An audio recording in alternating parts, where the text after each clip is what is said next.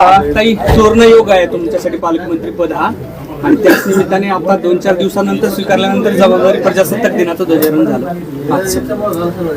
अगदी 2-4 दिवस आधीच सगळ्या राज्याचे पालकमंत्री जाहीर झाले आणि मला जालना जिल्ह्याचं पालकमंत्री पद डिक्लेअर झालं.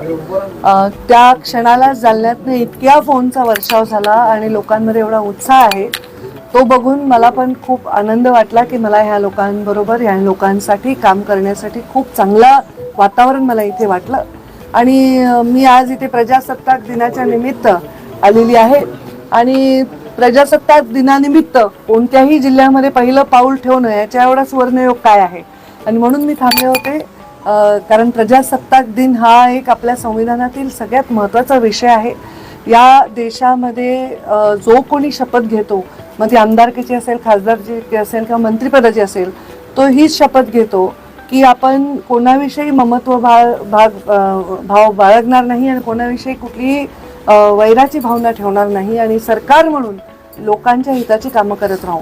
तसंच पालकमंत्री म्हणून जालन्यामध्ये मी आलेली आहे. आज जुने आमचे स्नेही लोणीकर साहेबांकडे चहाला आले. याच्यानंतर आणखी काही आमदारांनी चहाला बोलवलं आहे, त्यांच्याकडे जाणार आहे. नारायणराव आमचं स्वागत करणार आहेत रस्त्यात कोचे. त्याच्यानंतर आपले दानवेंच्याकडे चहाला जाणार आहे. आणखी मला बरेच अर्जुनराव खोतकर आले होते, खासदार काळे आले होते, त्यांनी सगळ्यांनी बोलवलं आहे. मी म्हटलं आता टप्प्याटप्प्याने येते, अजून 2-3 ठिकाणी भेटी देणार आहे. आणि आता मी गेस्ट हाऊसला सगळ्या आमदारांना आणि सगळ्या लोकप्रतिनिधींना स्नेहभोजनाचं निमंत्रण दिलेलं आहे. या जिल्ह्याचं काम करत असताना पूर्ण पक्षपातीपणा कधीही लोकांना जाणवणार नाही.